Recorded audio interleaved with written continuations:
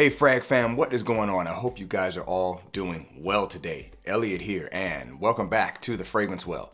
So we're gonna do a strong fragrances video. These are going to be fragrances that I think perform very, very well. However, I'm gonna add a little bit of a stipulation to prove that they perform very, very well. So most guys test fragrances in terms of performance by just simply wearing them, right? Which is a good way to do it. However, I play drums, as many of you guys know, and most of my playing these days is actually outside because my regular gig is an outdoor gig. Since I live in Florida, that means for most of the year it's warm and hot and humid.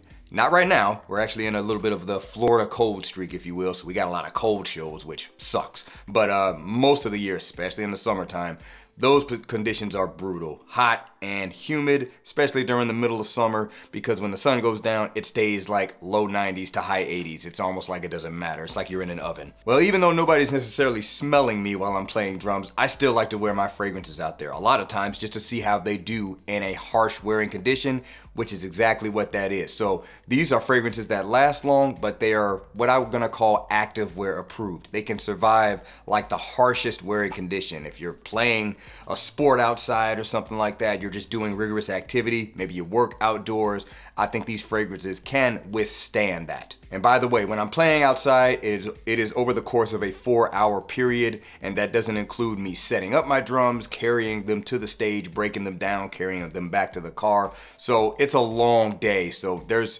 plenty of harsh conditions, if you will, that the fragrance is being put under. And if I can still detect it by the time I get home easily without having to, like smell my skin, that is a fragrance that definitely has some lasting power. So I've got 10 of them on the list today. Some of them may even surprise you. So let's go ahead and get right into it. Not wasting any more time, but before we do, as always, please remember to like the video, subscribe to the channel if you haven't already and you do like the content, and please hit that bell icon and enable notifications so you can be notified when I upload new videos. Let's get into it.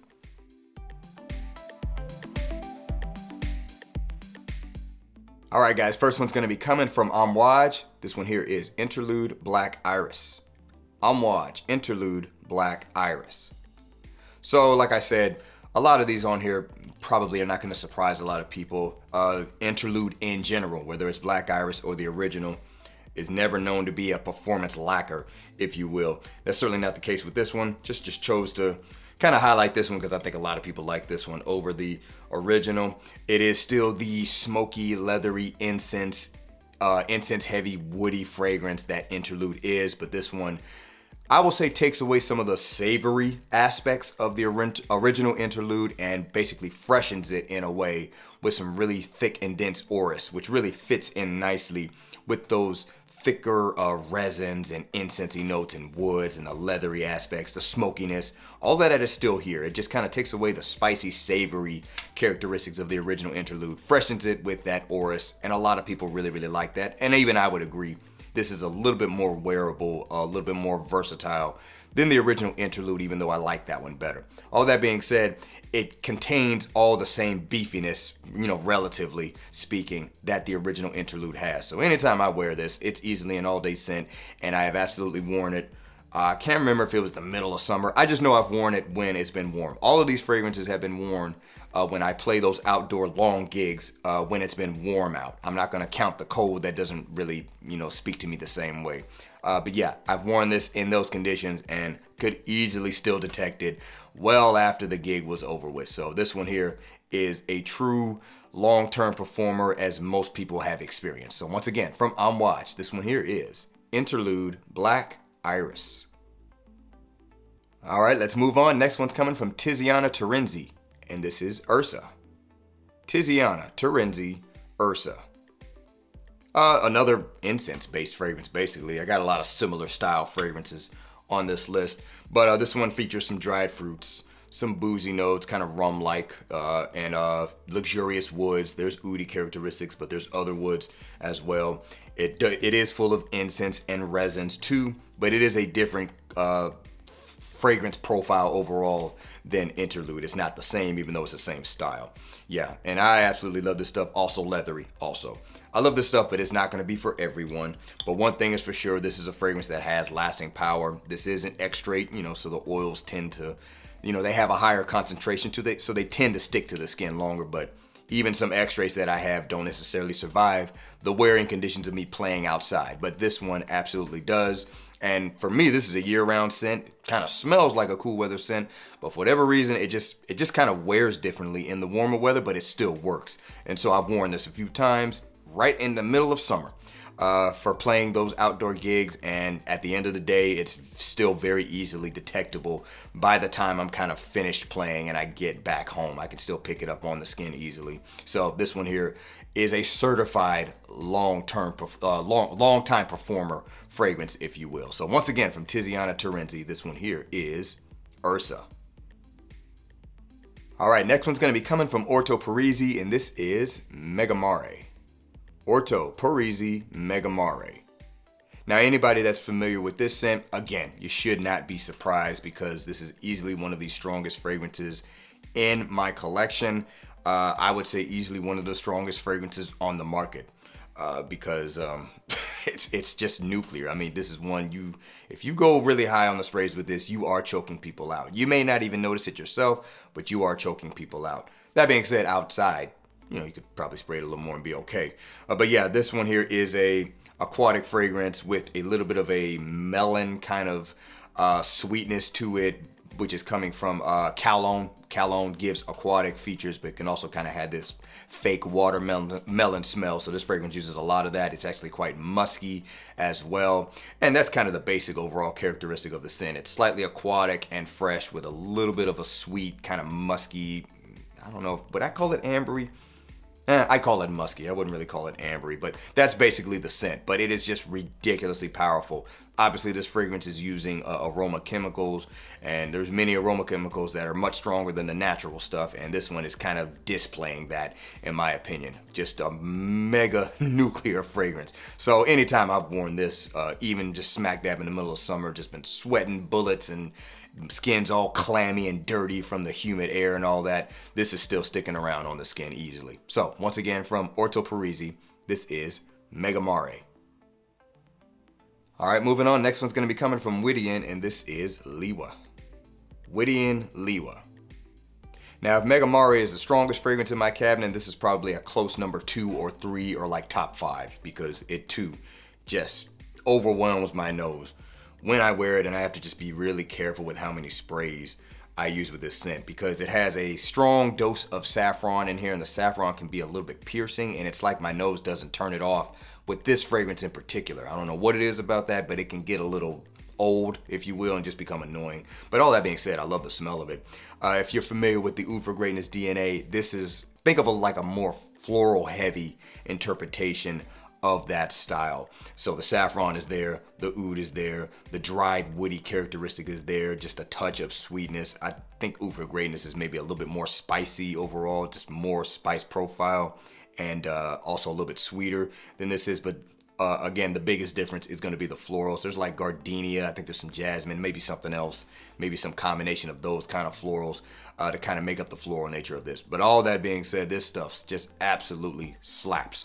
I haven't even had this long, but I have had the pleasure of wearing it when it has been at least a little bit warmer out, and it just sticks around, no problem. And also, yeah, it just cuts through the cold as well. But this fragrance is ridiculously strong. So I've had no problem wearing it in harsher conditions, and I imagine anybody wearing this scent, if you're worried about performance, you won't really have to worry about it with this one. Very unlikely. So once again, from the House of Whittian, this is Liwa. All right, guys, next one's going to be coming from Louis Vuitton, and this is Pacific Chill.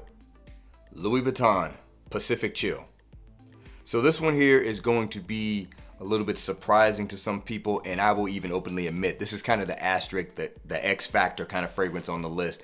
I don't think everybody's going to get that kind of a performance from this fragrance, but I do, so this is more of me just kind of giving my own testimony. If you've ever heard this fragrance compared to a green smoothie, I think that is a good representation of what this fragrance is portraying in terms of how it smells.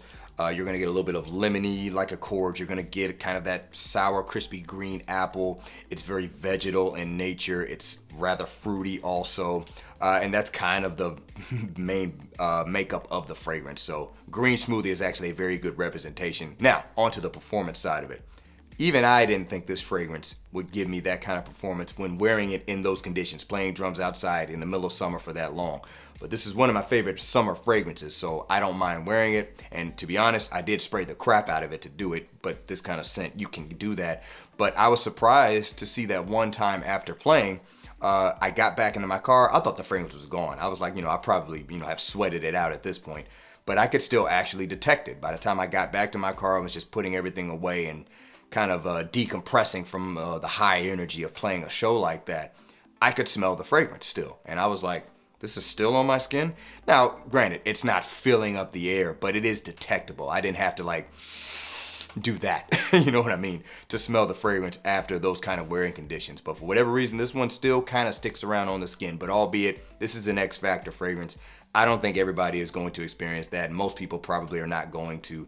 For whatever reason, it just kind of sticks around on my skin. And again, it's not super, super strong. So not everyone's going to agree with this choice, but this is just a personal choice for me. So once again, from Louis Vuitton, this one here is Pacific Chill.